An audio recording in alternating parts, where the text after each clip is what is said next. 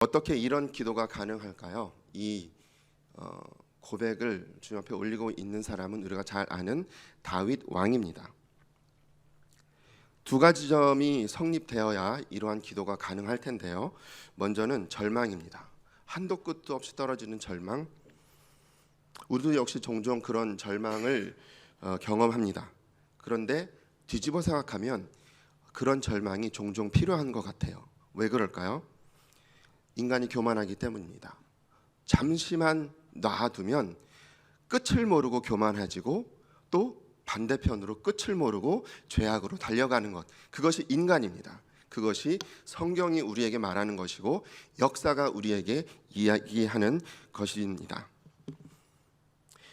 절망에 빠져보지 않으면 다른 사람을 이해할 수가 없습니다. 나와 똑같은 고난과 고통을 겪는 사람을 이해할 수가 없습니다. 또 우리는 절망하기 때문에 기도할 수 있습니다. 기도할 일이 생기고요, 기도해 줄 일이 생깁니다. 그걸로 인해서 우리는 위로를 받고 격려를 받게 됩니다. 절망이 없다면 우리는 위로와 격려와 기도해 주는 이런 것들이 그렇게 쉽지는 않을 것 같습니다. 성경이 이렇게 말하고 있죠. 고난당하는 것이 내게 유익이라 내가 주의 율례를 배웠나이다. 그러나 항상 우리가 고난 가운데 있다면, 언제나 고난 가운데 있다면 그것은 아닙니다. 왜냐하면 그렇게 되면 사람이 비관적이 돼요. 혹은 그 영혼이, 사람이 망가집니다. 그래서 우리는 고난, 절망 가운데 있는 사람들을 위해서 진심으로 마음으로 기도해야 하는 것입니다. 영혼을 구해야 됩니다. 하나님, 그 영혼이 깨닫게 하시고 저 역시 주님 앞에 서게 하여 주옵소서. 그렇게 기도하는 것입니다. 두 번째, 무엇이 필요할까요? 하나님 절대 신앙입니다. 이런 엄청난 수렁과 같은 끝을 모르는 이 절망 가운데 있는 다윗이 이러한 시편을 주님 앞에 올릴 수 있는 이유는 하나님 절대 신앙이에요. 하나님밖에 없다. 하나님밖에 없다. 내가 붙들 수 있는 존재는, 내가 의지할 수 있는 존재는 하나님, 전능하신 하나님밖에 없다. 그 하나님이 이 모든 것을 지으시고 지금 나를 부르시고 지금도 나와 동행하시며 영원히 함께 하실 거라는 그런 절대 신앙이 있기 때문입니다. 그렇기 때문에 오늘 말씀에서 읽은 것 같이 깊은 수렁 가운데서도 하나님을 찾고 결국에 일어서는 것을 우리는 볼 수 있습니다. 더 나아가서 자신의 모습을 깊이 발견하게 됩니다. 주님, 이러한 절망과 고난과 역경 속에 있다 보니 저는 좋은 사람인 줄 알았는데, 착한 사람인 줄 알았는데, 이제 좀 인간이 좀 된 줄 알았는데, 주님, 여전히 저는 주님 앞에, 주님이 보시기에, 불꽃 같은 주님의 눈이 보시기에 저는 죄인이요, 죄인 중에 괴수군요 라는 고백이 나올 수밖에 없는 것입니다. 저 사람이 죄인이야, 저 사람이 잘못했어, 저 사람이 모자라 라는 것이 아니고, 주님, 저는 정말 입에도 담을 수 없는 주님 앞에 그러한 죄인입니다. 저도 똑같은 조건이었다면, 똑같은 상황이라면 어쩌면 저 사람보다 더 못된 짓을 했을 것입니다 라는 고백이 바로 하나님 절대 신앙입니다. 비 온 다음에 땅이 굳는다는 말이 있습니다. 어려움과 고난의 이후에 그 땅은 더욱더 튼튼하게 서는 것처럼 우리의 신앙은 역시 이런 절망이나 고난과 어려운 일들과 같이 맞물려 돌아가면서 우리를 더욱더 대장간에 달궈지는 것처럼 더 믿음 앞에 서게 되는 것입니다.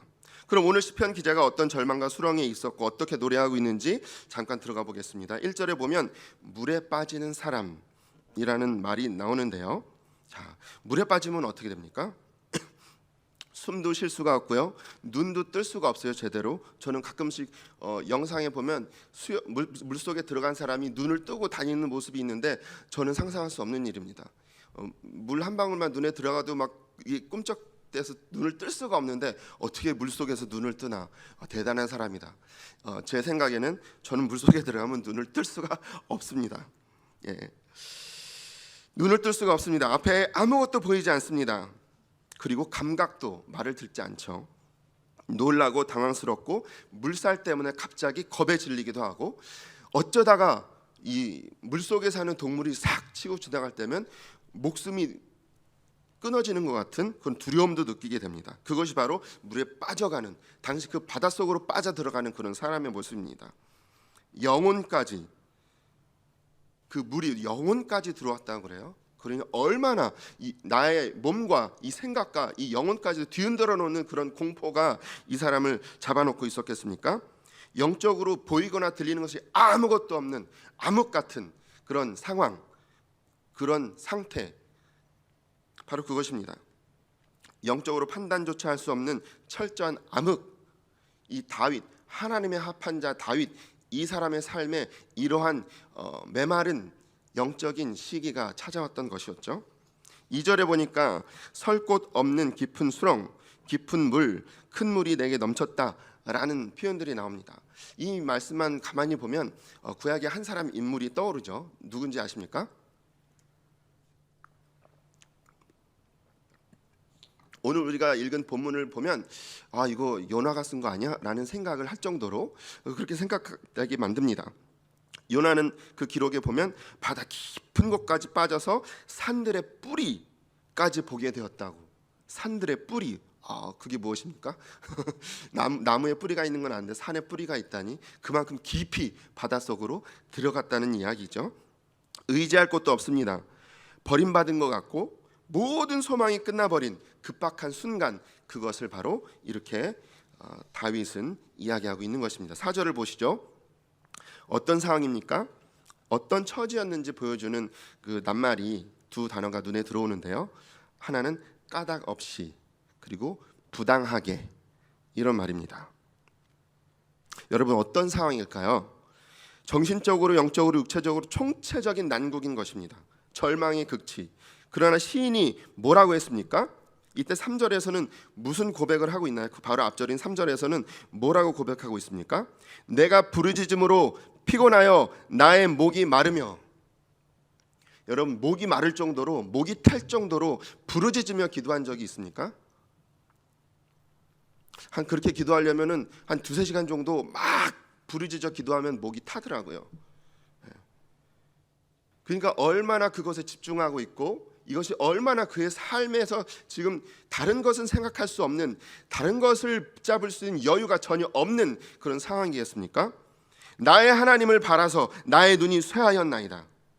지속적으로 온전히 하나님께 집중하고 있는 모습을 이야기하고 있습니다. 이렇게 하나님 절대신앙을 갖고 있지만, 그럼에도 불구하고 이 시인이 처한 상황은 정말 참담하기 이를 데가 없습니다.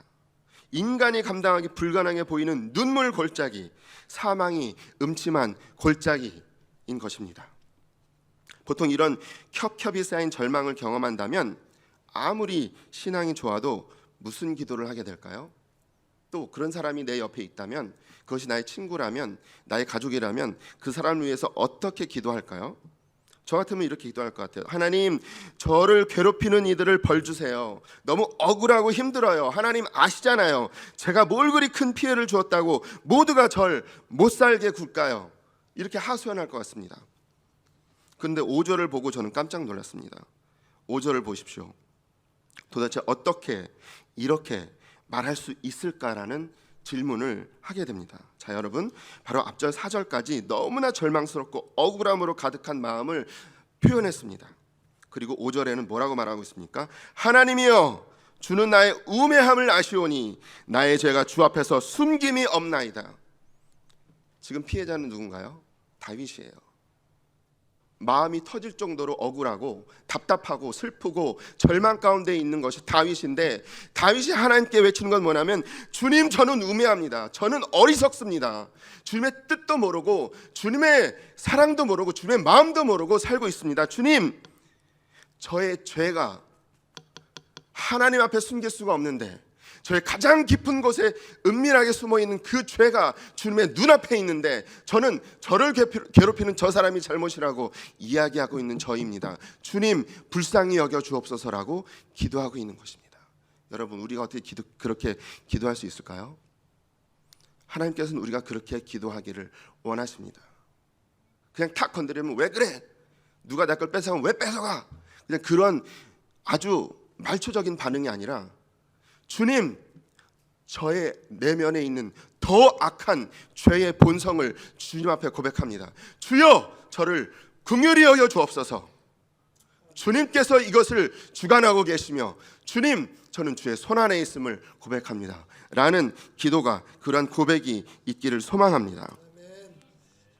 복음의 빛 가운데로 들어가면 갈수록 우리는 정말 큰 모순과 당혹스러움을 지속적으로 경험하게 됩니다. 길을 걷다 보면은 밤에, 아마 끝나고 나서도 길을 걷다 보면 저 앞에 그 등이 켜져 있죠. 전봇대가 있어요. 불이 켜져 있습니다. 그럼 내 뒤에 있는 그림자는 흐릿하게 보여요. 근데 점점 더 그 빛 가운데로 더 가까이 가게 되면 내 뒤에 있는 그림자가 너무나 선명하게 보입니다. 하나님은 빛이십니다. 우리가 하나님에게 더 가까이 가면 갈수록 나의 자그마한 죄까지도 너무나 크게 보이는 거예요. 너무나 선명하게 보입니다. 흐릿흐릿하게 나 뭔가 잘못했겠지라는 생각이 아니라 몇 날, 몇 시, 몇 분 어디서 어떠한 생각과 말로 내가 잘못했지 너무나 분명하게 보이는 것입니다.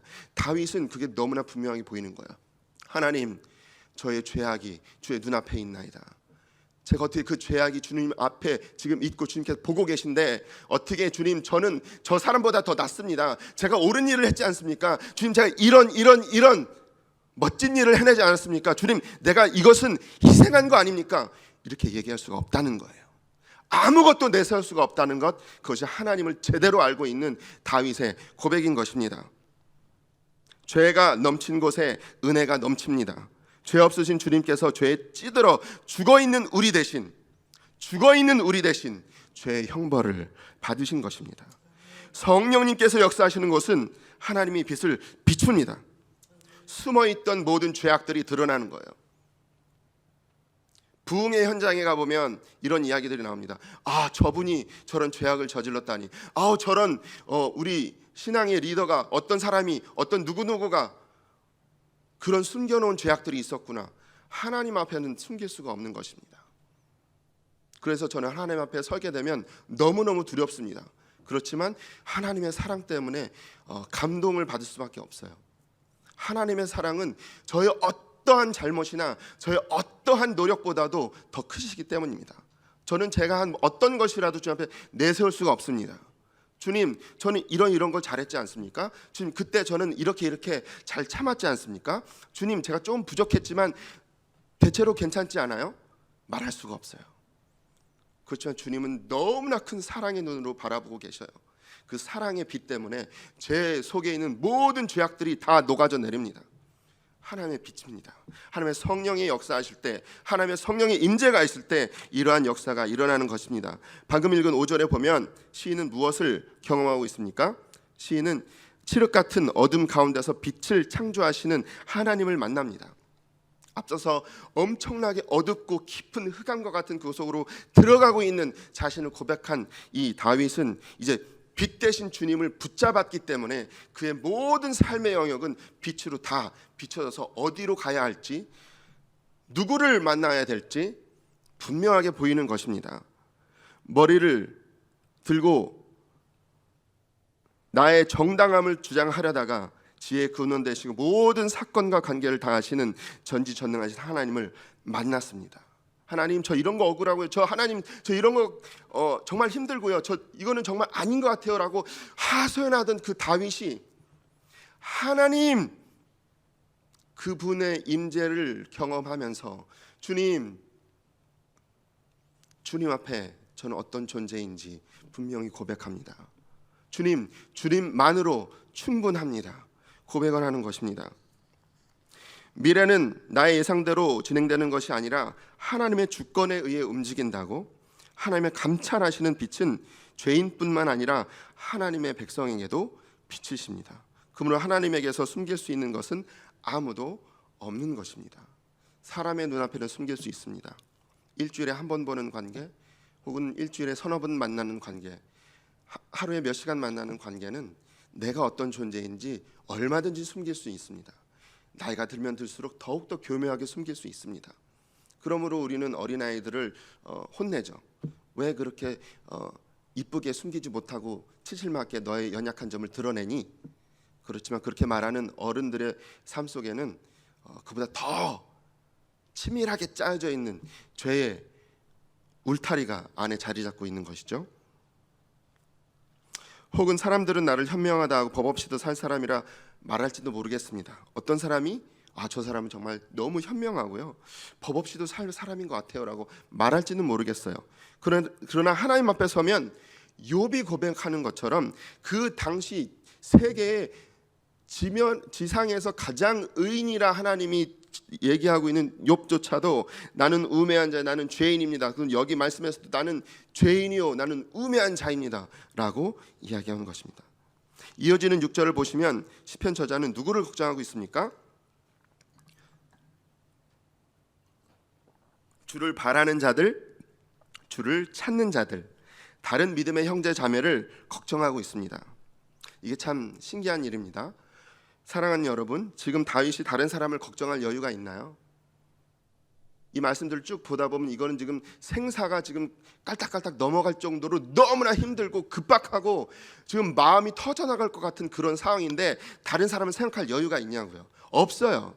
그럴 여유가 있을 수가 없습니다. 그럴 처지도 아닙니다. 근데 뭐라고 이야기해주고 싶은가요? 이렇게 이야기하는 거예요. 여기서는 정신 차리세요. 지금 다른 사람 걱정할 때요 라고 말하고 주고 싶어요. 다윗, 당신의 이런 짊어진 이런 삶의 무게가 너무나 무겁고 힘든데 어떻게 다른 사람의 등을 도닥여주고 이렇게 얘기해 줄 수 있습니까? 그럴 여유가 안 되시잖아요. 그럴 처지가 아니시잖아요. 사실은 시인은 자신의 모든 삶이 온전히 하나님께 드러나져 있음, 그리고 하나님이 전지전능하다는 절대 신앙에서 흔들리지 않는 거예요. 고난이 잠시 흔들어 놓을지 몰라도 다시 그 자리, 하나님만 바라보는 그곳으로 다시 서게 되는 것, 그것이 바로 다윗입니다. 그런데 그 주변에 있는 사람들은 조금만 무엇이 건드려져도 그냥 팍 쓰러지고, 지금 길거리에 가다 보면 이 미끄러운 바닥에 걸려 넘어서 팍 넘어질 수도 있으니까 조심하시기 바랍니다. 이런 죄악의 유혹 때문에 넘어질 수밖에 없는 그 주변 사람들을 보게 되는 것입니다. 잠시 잠깐 시선을 딴 데로 걸렸더니 넘어지고 말고, 뒤로 넘어져도 코가 깨지고, 이것이 바로 주님은 절대 신앙을 갖지 않은 사람들의 모습인 것이죠. 오늘 69편 전반부를 묵상했는데요, 이 시편 제목을 보면 소사님에 맞춘 노래라고 합니다. 소사님이라는 말은요, 백화파의 곡조, 홀례의 노래, 사랑스러운 신랑을 상징한 노래, 사랑의 노래, 봄 노래, 이것을 뜻하는 말입니다. 다시 한번 조용히 1절의 4절을 가만히 한번 살펴보세요. 우리는 구약에서 요나를 떠올릴 수도 있지만 자세히 보면 딱 한 분, 바로 우리의 그 어두움을 짊어지시고 우리의 산의 뿌리까지 들어가서 절망했던 그 순간을 그분이 대신 가져가신 바로 그분, 우리의 주님 예수 그리스도를 떠올리게 됩니다. 다윗은 자신의 경험, 지독하게 외롭고 고난과 눈물로 점철된 시간을 통해 신랑 되신 예수님을 믿음으로 바라보고 노래하고 있는 것입니다. 주님께서도 그런 절망과 고통과 사람들의 침뱉음과 제자들의 이해하지 못함과 배신과 그 속에서 너무나 마음이 터질 것 같아 잠을 잘 수가 없어요. 밤 늦도록 기도하시고 밤 새벽에도 깨서서 기도하시고. 왜 그렇습니까? 알람이 울려서 일어났을까요? 주님께서는 마음이 너무 힘든 거예요. 이 세상 사람들, 내가 만든 이 사랑하여 만든 이 사람이 사랑이 없이 미워하고 서로 죽이려고 생각하고 있고, 내가 너희를 만든 너의 아버지인데 서로 죽이려고 계획을 짜고 있는 그런 모습들이 다 보이지 않습니까? 가증한 모습들, 그런 모습들이 보이고 있지 않습니까?